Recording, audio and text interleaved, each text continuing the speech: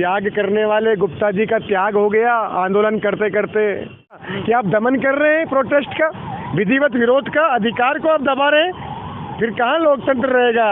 और आज आपकी सरकार आ गई तो आप बातें भूल गए, युवाओं के, बेरोजगारों के, महिलाओं के, बेटियों के। शहीद स्मारक पर मैं एक बार खड़ा हूँ। हम हमेशा बात करते हैं और चूंकि विधानसभा चल रही है, राजस्थान के तमाम लोग अपनी बात कहना चाहते हैं सरकार के समक्ष। और चूंकि जब जयपुर में आके अपनी बात कहेंगे तो हो सकता है विपक्ष उनकी बात को विधानसभा में रखे। आज चूंकि मुद्दा 2-3 दिन से बहुत ज़्यादा हाईलाइटेड है और आज फिर एक बार मामला इतना गंभीर बना कि हमें बात करना बहुत ज़रूरी हो गया। बात इन्हीं की करेंगे, दिखाएं राजीव गांधी युवा मित्रों की। 3 जुलाई को इन्होंने आह्वान किया था। 3 जुलाई को ये लोग यहाँ शहीद स्मारक पर आए, उधर बैठे भी थे। थोड़ा सा पवन दिखाएं, थोड़ा सा उधर उस कोने में बैठे थे। 50 लोग आए थे, लेकिन राजस्थान की जयपुर पुलिस ने, भजनलाल सरकार की पुलिस ने डंडों के बल पर उनको हटा दिया और यहाँ से खदेड़ कर भगा दिया। उसके बाद पेड़ के नीचे बैठे थे, हमने वहाँ से कवरेज की थी और उसके बाद पुलिस ने वहाँ से भी हटाने गई थी, लेकिन वो बैठे रहे, शाम हो गई। उसके बाद 4 जुलाई आती है, कल दूसरे दिन उनको शहीद स्मारक के दर्शन नहीं करने दिए, फिर उनको भगा दिया। पूरे दिन भर बरसात थी।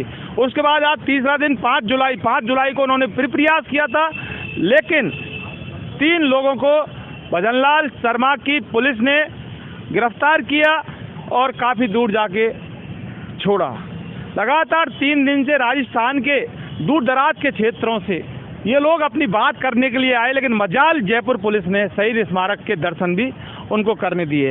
ये कैसा लोकतंत्र राजस्थान की भजनलाल सरकार का, हम इसके बारे में आज बात करेंगे। हमारे साथ एक क्रांतिकारी वीर हैं, बोलने वाले हैं और आमजन की पीड़ा समझते हैं। उनका नाम राकेश आमजन है। राकेश, थोड़ा सा इधर आए, थोड़ा सा बात करेंगे आपसे। ये काफ़ी हमारे चैनल पर रहते हैं, इधर आओ थोड़ा सा। ये राकेश आमजन, देखो आप लगातार देख रहे हैं यहाँ डिम्पल मीणा जो हत्याकांड पे आप लगातार यहाँ बने रहते हैं, बोलते रहते हैं। 3 जुलाई को युवा मित्र आए थे आपकी आंखों के सामने, यहाँ से पुलिस ने हटा दिया। कल आए, घुसने नहीं दिया। आज आए, 3 लोगों को गिरफ्तार करके वहाँ भगा दिया और शहीद स्मारक के दर्शन करने नहीं दिया गया पुलिस ने। विधानसभा चल रही है, अपनी बात कहना चाहते हैं। रोजगार उनका छीन लिया और वो कोई उपद्रवी नहीं थे। 40-50 लोग क्या कुछ कर सकते थे, लेकिन क्या ये शहीद स्मारक, दिखाएं थोड़ा सा, ये शहीद स्मारक क्या आम जनता की जगह नहीं है? शहीद स्मारक पर बैठना क्या गुनाह है? और दूसरी बात, वो परमिशन का हवाला देते हैं, परमिशन देते नहीं है। पुलिस कहती है परमिशन लेके आओ, अधिकारी कहते हैं परमिशन नहीं दी जाएगी आपको। ऐसा कैसा लोकतंत्र, कैसा काम चलेगा भजनलाल सरकार में? जोहार। राजस्थान के रवीश कुमार जितेंद्र जी का हार्दिक अभिनंदन, स्वागत। योग्यता के पात्र हैं जो लगातार ऐसी लोकतंत्र के उल्लंघन की और गोदी मीडिया के विपरीत जाकर इन गोपनीय खबरों को जनता से रूबरू करवाते हैं, आम जन को बताते हैं जनता की पीड़ा वास्तविक। तो धन्यवाद के पात्र हैं आप जी।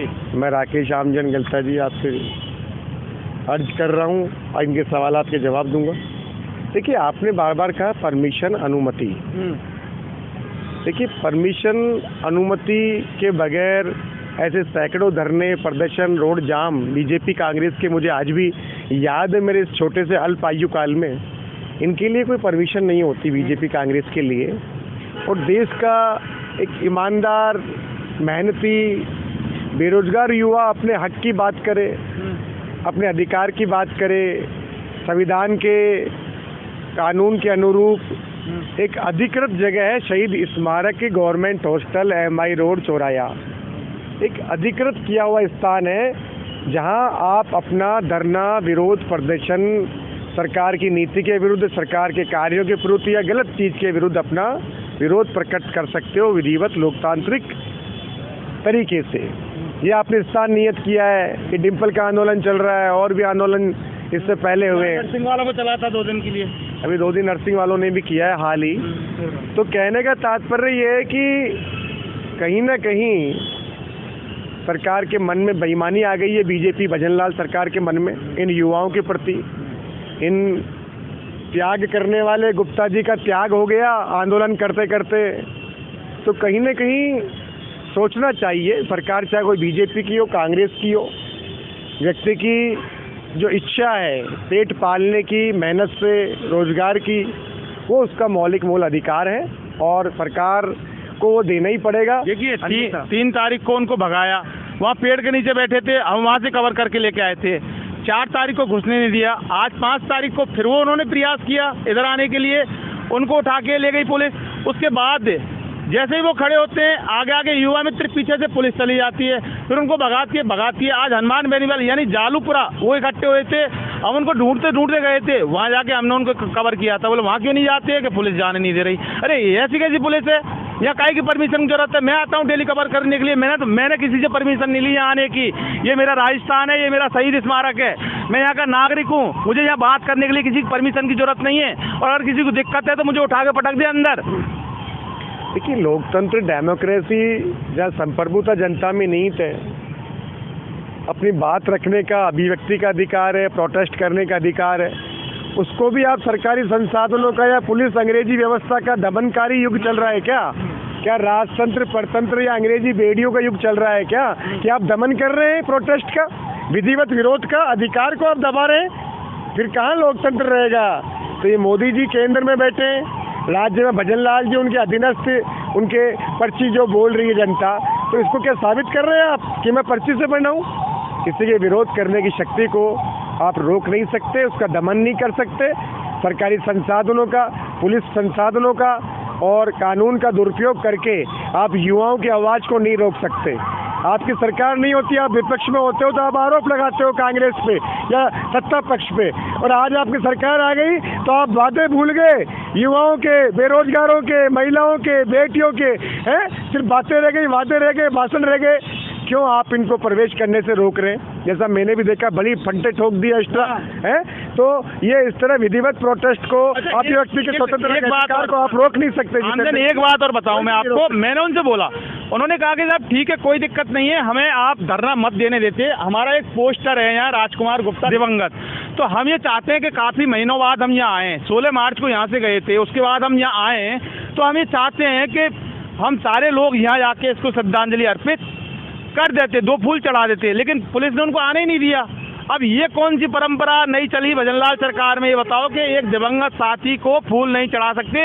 देखिए, एक उनका साथी गुप्ता जी जो मृत्यु के काल के ग्रास में चले गए आंदोलन करते करते, संघर्ष करते करते, साथियों की आस्था है, मन है, तो इसमें अविधिक कुछ भी नहीं है, नियम के विपरीत कुछ भी नहीं है। ये सार्वजनिक स्थान है, जनता का स्थान है, जनता इसकी मालिक है और हमारी जनता की स्वतंत्रता पे कोई पाबंदी नहीं लगा सकता जब तक कोई आपातकाल नहीं लग जाए। तो मन मर्जी से थोड़ी थोड़ी देर के लिए आपातकाल लगा के इंदिरा की तरह रिपीट नहीं हो, नहीं इंदिरा की तरह अस्तित्व मिट जाएगा। आप अच्छा काम करेंगे, आप पुणे लौटेंगे इंदिरा जी की तरह। क्योंकि स्मारक है ये, तो ये देखिए, दिखाएं एक बार, ये जो भारत पाकिस्तान का जो युद्ध हुआ था उसमें ये लोग शहीद हुए थे और उनकी याद में स्मारक बनाया गया था। तो क्या उनकी याद में बनाए स्मारक पर आकर बैठने में या अपनी बात कहने में किस बात की तकलीफ सरकार को आमजन? देखिए, युवा मित्र बेरोजगार हो, वीरांगनाएं हो, महिला हो, पीड़ित हो, दुखी हो, गरीब हो, मजदूर हो, किसान हो, किसी की कोई की दुख भरी बात या सरकार की गलत नीतियों के विरोध की बात अभिव्यक्त करने से इस लोकतंत्र में, इस संवैधानिक माहौल में भारत में कोई नहीं रोक सकता है। और जो दुष्ट भ्रष्ट अफसर इस प्रकार का दुस्साहस करते हैं आम जनता का, युवाओं का, इस देश के भविष्य के साथ खिलवाड़ करते हैं, उनको डराते हैं पुलिस केस से, लाठियों से, इस तरह बैरिकेड, बड़ी फंटे लगा के, तो ये युवा क्रांति रुकने वाली नहीं है। तो अब ऐसे में क्या करेंगे युवा बेरोजगार? ये बताओ कि 3 दिन से लगातार उनको बैरंग लौटा दिया, उनके पास क्या रास्ता है, कैसे घुसे? देखिए, वो शांति से अपने प्रयास कर रहे हैं। पहले दिन वो कुछ लोग आए, बेचारे भाग गए, पिट गए, कुट गए, गिर गए, फट गए, भूखे प्यासे, फिर आए, फिर उनके साथ दमन किया। विशाल संख्या में आएंगे, संख्या बल के आधार पे आएंगे और फिर वो आक्रामक हो जाएंगे, हिंसक हो जाएंगे और फिर ये सरकार भजन लाल जी कहेगी कि साहब लाठीचार्ज करना पड़ा, सरकारी संपत्ति को नुकसान पहुंचा रहे थे, राजकार्य में बाधा पहुंचा रहे थे, तो ये रोज का खेल हो गया। ये देश में लोकतंत्र बचा है कि नहीं, संविधान बचा है कि नहीं, हमारे महापुरुषों का त्याग बलिदान, उसका मूल्य योगदान इस दिन के लिए बचा था क्या? ये जनता सोच ले। बातों से काम नहीं चलेगा। देश की प्रतिष्ठा में युवाओं की प्रतिष्ठा कायम करनी होगी, क्योंकि जिस ओर जवानी चलती है उस ओर जमाना चलता है, उस ओर देश चलता है, प्रगति करती है। तो ये दमनकारी अत्याचारी नीतियाँ, फिरंगी आक्रमणकारियों के समय की, इसकी पुनरावृत्ति नहीं चले। जो आना चाहता है वो श्रद्धांजलि दे गुप्ता जी को, अपनी आस्था प्रकट करे, उनकी यादों को याद करे। और ये सार्वजनिक स्थान है, यहाँ उनकी अभिव्यक्ति को, उनकी स्वतंत्रता का आनंद अविधिवत रूप से ना पुलिस करे, ना अफसर करे, ना सरकार करे, ना शासन करे। किसी को अधिकार नहीं है लोकतंत्र में, भारत में। और ऐसा हो रहा है तो घोर अन्याय है, अत्याचार है। वो करने वाले भी सुन लें, जो भ्रष्ट लोग हैं, चाहे पुलिस हो, चाहे प्रशासन हो, चाहे ब्यूरोक्रेसी हो, चाहे सरकार के नेता लोग हो। इनके पास बिना परमिशनों के सैकड़ों यात्राएं, रोड जाम मेरे को याद है, आपस में साठ-गांठ से। तो बारी बारी ये राज करते हैं। कहीं ना कहीं गलती युवाओं की भी है, जनता की भी है, जो ऐसे भ्रष्ट, बूढ़े, बीमार, अयोग्य, डायबिटीज, ब्लड प्रेशर, शुगर वाले नेताओं को चुन रहे हैं। वरना आपको क्या जरूरत है आंदोलन करने की? आपकी बात रखने के लिए हर एक विधानसभा से आपने विधायक भेजा है ना, संसद विधानसभा में सांसद भेजा है ना संसद में, क्यों नहीं उनका उपयोग लेते हो? लेकिन जब तो चुन लिया जात पात के आधार पे, जाट, मीणा, गुर्जर, यादव, मुसलमान, अब जाओ ना अपना अधिकार लेके उसके बंगले में, घुसने नहीं दे रही होगी गार्ड, पुलिस। यही आपकी गलती है। अपने अधिकार पढ़ो, कानून पढ़ो, बजाय ये फर्जी चालीसा, नकली बाबाजियों के गुणगान और भ्रष्टों के करने के। अपना कानून पढ़ के खींच लो बाहर। अयोग्य है तो गिरा दो, निकाल दो।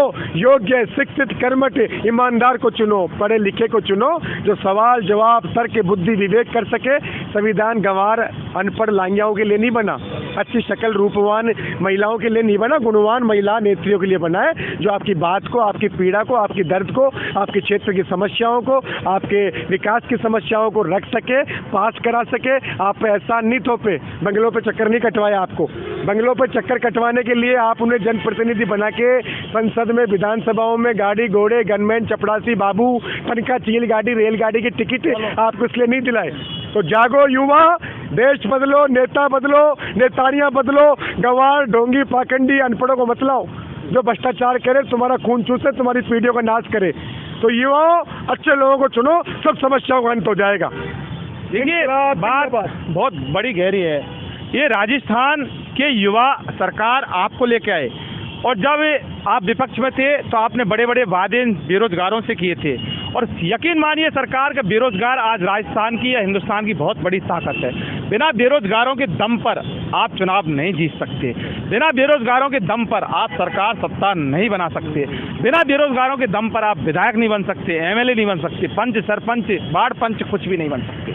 लेकिन अगर इसी तरह से आप सरकार और सत्ता में आकर इन युवाओं की आवाज को दबाओगे, युवाओं के साथ दमनकारी नीति अपनाएंगे, तो यकीन मानिए आपका बहुत बड़ा हास्य होने से कोई बचा नहीं सकता।